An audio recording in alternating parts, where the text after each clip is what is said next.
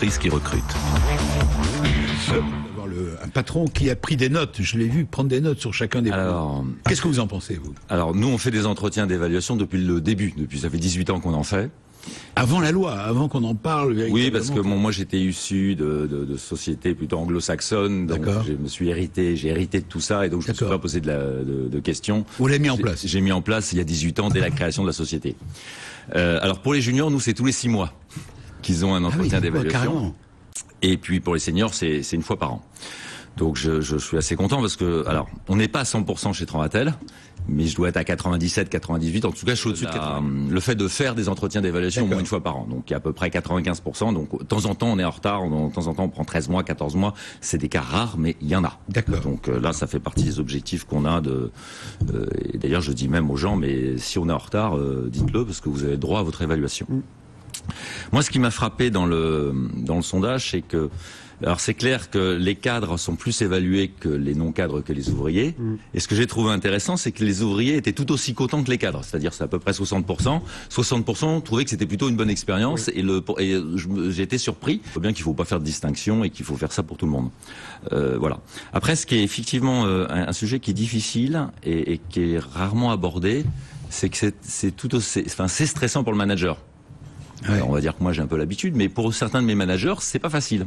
À gérer cet entretien. Ouais, parce que dire des choses, alors vous avez les points positifs et puis on va dire les points d'amélioration. Bon, la point d'amélioration, c'est là où le salarié est moins bon. Eh ben, c'est pas facile de dire des choses où les gens sont moins bons, où il va avoir une réaction. Cette réaction, elle varie en fonction du caractère des gens, elle varie aussi en fonction des aspects culturels. D'ailleurs, suivant de votre culture d'origine, ben vous êtes plus ou moins prêt à recevoir des feedbacks qui sont plus ou moins positifs, c'est pas facile. Et pour un manager, c'est pas facile, donc faut le former. Mais il y a aussi un peu, je pense, une état d'esprit en France par rapport à ça. Et donc ça, c'est un sujet abordé. C'est très bien que... On a bien fait de faire cette enquête. Donc. Absolument. Je vous remercie d'avoir accepté de réagir à chaud sur les résultats. Vous restez avec nous, on va continuer avec nos autres invités. Ils auront certainement des choses à dire aussi sur le sujet. On fait un break, à tout de suite. C'est vrai que nous aussi, on a plutôt un taux de transformation qui est pas trop mauvais, c'est à partir du moment où les gens sont venus nous voir. Notre site web, il est comme il est pas trop mal, mais il pourrait être mieux. Donc moi, toute bonne idée qui vient d'un regard extérieur, parce qu'à un moment, il faut avoir un regard extérieur qui nous dit, vous devriez faire ci, vous devriez mettre une vidéo, et puis ça mettrait plus d'humains. Moi, je suis preneur. D'accord. Et donc je suis très pragmatique. Vous êtes ouvert, quoi. De toute façon, on a besoin de se remettre en question parce qu'on a un problème de recrutement. Donc moi, je prends les bonnes idées. Et puis si oui, vous êtes pragmatique, les idées m'interpellent en disant ça, oui, j'y avais pas pensé. C'est qui lui est en face de vous. C'est la grande entreprise qui recrute. Vous êtes une petite fourmi, mais elle va grandir. Jacques Boniface. Non, moi j'ai retenu. Il y a deux aspects. Il y a donner du sens et puis il y a la flexibilité qui peut améliorer le confort de travail aux gens. Donc donner du sens. Bon, nous, on essaye en tant que PME d'associer les collaborateurs à la stratégie de l'entreprise en expliquant beaucoup ce qu'on fait, pourquoi on fait, des fois si on change de stratégie, si on change de priorité, pourquoi le faire. Il y a pas mal de débats autour de la flexibilité et par exemple du télétravail.